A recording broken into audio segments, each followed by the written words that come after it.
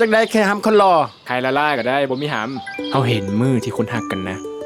สิเลิกกันได้ ป้าหน้าตากระดีจงไปให้กับเปียวะนี่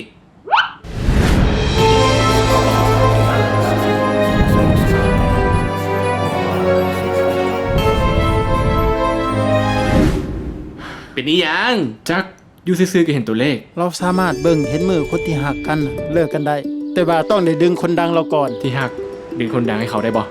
ใครเป็นบอ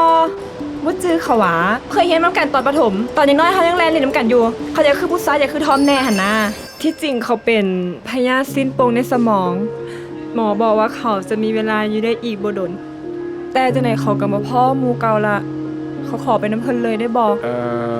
ไปใต้ตัวเราเด้เนาะไปแสบไปสาวอยู่ กันย้อนสั่นแหละจึงยอมให้เรามานำนะ จังไหนเขาก็ต้องตายล่ะสู้เอาเงินมาซื้อประสบการณ์ดีๆน้ำกันดีกว่าเนาะเขาเหมารถเจ้าพาเที่ยวไป อยากพาสุดโตไปอยู่แต่อ้ายต้องไปหาลูกค้าประจำอยู่ตลาด มือละล้านห้า แม่มันวันนี้มีเมาเด้อ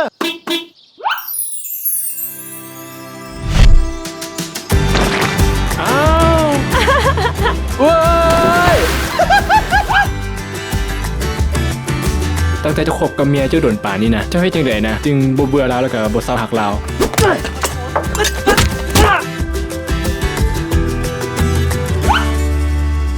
ขอโทษเขาไม่ตั้งใจอีหลี ไอ้หมอน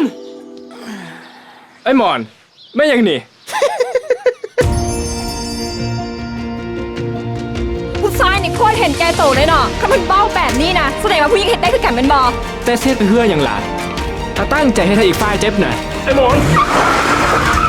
คันฮู้ว่าต้องเลิกกันมือนั่นเปลี่ยนคือบ่ร้องนักลีกเบิงสารต่างคนต่างอยู่กับได้ตัว